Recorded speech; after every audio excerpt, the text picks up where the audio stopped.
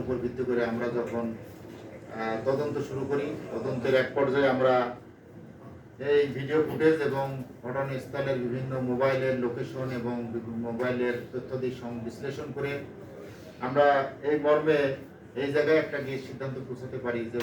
সুজন মিয়ার এই ঘটনা খুবই দুঃখজনক একটা ঘটনা। এই যে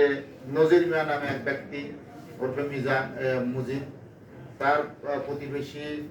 মিসবা, তার সঙ্গে তার ব্যক্তিগত বিরোধ,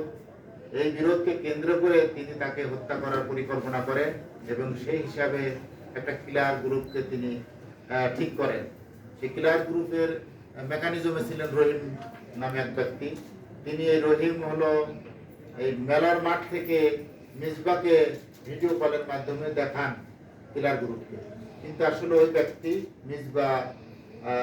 মিসবা ছিলেন না, উনি ছিলেন হলো অ্যাডভোকেট সুজন মিয়া। চেহারায় মিল থাকায়, দুজনের শারীরিক গঠন, দুজনের বয়স একই রকম থাকার কারণে ভিডিও কলের মাধ্যমে হয়তো কিছুটা অস্পষ্টতা ছিল, সেটাও আমাদেরকে বলেছে। পরবর্তীতে তার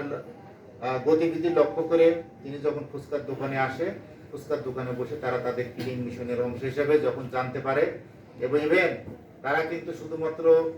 ওই কিলারকেই দেখায়নি, এই রহিম মিয়া নিশ্চিত করেছেন যে ইনি হলেন সেই ব্যক্তি আমাদের টার্গেট, কারণ তারা তার যে একটা ছবিও পাঠিয়েছে। পরবর্তীতে কিলার গ্রুপ তাদের কার্যক্রম সম্পন্ন করে এবং এই পর্যন্ত আমরা যা তথ্য পেয়েছি সেই তথ্যের উপর নির্ভর করে আমরা যে ঘটনাটার বর্ণনা পেয়েছি, যে মোটিভটা, সেটার উপর নির্ভর করে আমরা